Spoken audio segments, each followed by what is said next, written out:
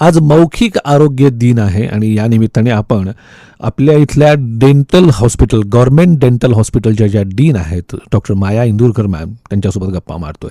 या शहरातला एकमात्र लाईव्ह रेडिओ स्टुडिओ 94.3 माय FM वर मी माय FMचा आरजे प्रेषित तुमच्यासोबत घेऊन येतो. Super morning brought you by JJ plus hospital and BDR international diagnostics. So मॅमला पुढचा प्रश्न विचारूयात जो गॅस संदर्भातला आहे. मौखिक कर्करोगाची लक्षणे आणि चिन्ह आणि मौखिक कर्करोग कसा टाळावा मॅम?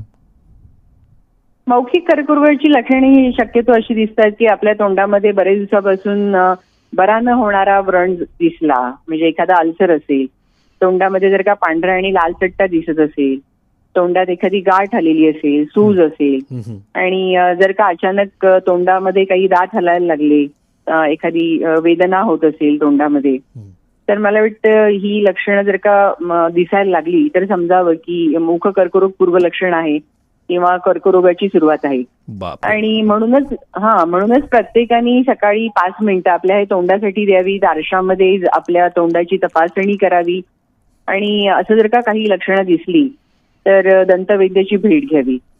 आणि मुख कर्करोग टाळण्यासाठी प्रत्येकाने धूम्रपान, तंबाखू, गुटखा यासारखे पदार्थ टाळावेत, मद्यपान टाळावं, पौष्टिक आहार घ्यावा आणि 6 महिने दंत तपासणी उत्तम आरोग्याची हमी, असं मी सांगू इच्छिते. आणि तंबाखू आणि धूम्रपान सोडा, तोंडाच्या कर्करोगाला निरोप द्या, एवढे मी सांगू इच्छिते. आणि आप समझे कि नहीं बात को, अभी तक नहीं समझे हो तो डेंटिस्ट के पास जाके आइए.